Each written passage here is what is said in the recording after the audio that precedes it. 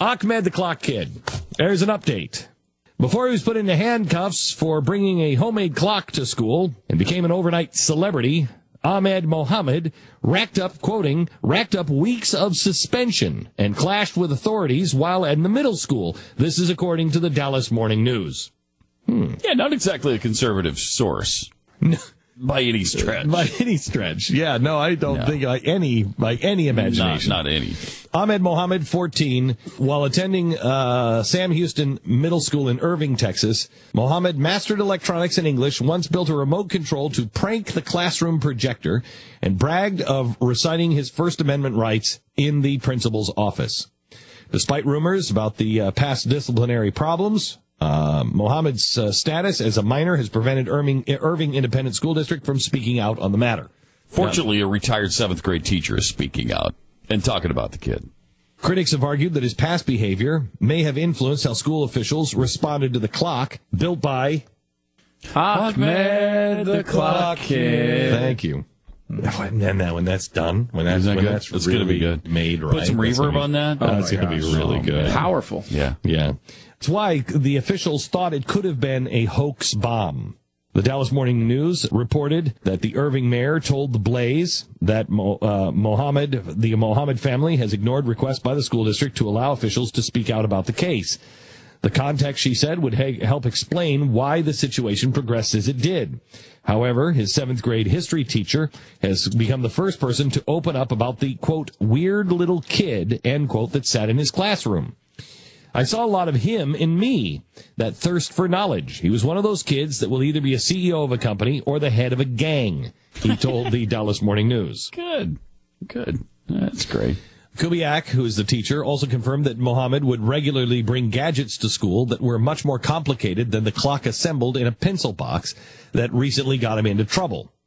Mohammed reportedly used a hand-built remote control to repeatedly turn off the class projector during a teacher's lesson in middle school. He also created a makeshift phone charger to give a tutor's dead cell phone some juice. Oh, he is. Ahmed, the cell phone charger kid. That's great. Mohammed is an 8th grader, alleged anti-Muslim bullying by both school administrators and students. In a previous letter to the superintendent and other school officials, a family friend, Anthony Bond, wrote, Ahmed also alleges that every day students in the school are calling him Bacon Boy. What? Bacon Boy. The Clock Kid. Sausage Boy. Sausage Boy. The Clock Kid. Sausage Kid. The Bacon. And ISIS Boy. Okay, I don't think we need jingles for all of them. I don't think. Okay, all right. It's really getting old. Really? Yeah, it's really getting old. So this is working then, is what you're saying.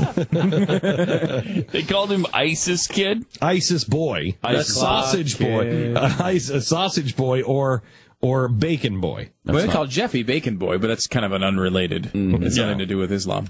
That's something to do with fatness. Well, it kind of has something to do with pork. Yeah. No, it has a lot to do with pork. It's almost always pork products. Yeah. Mm-hmm.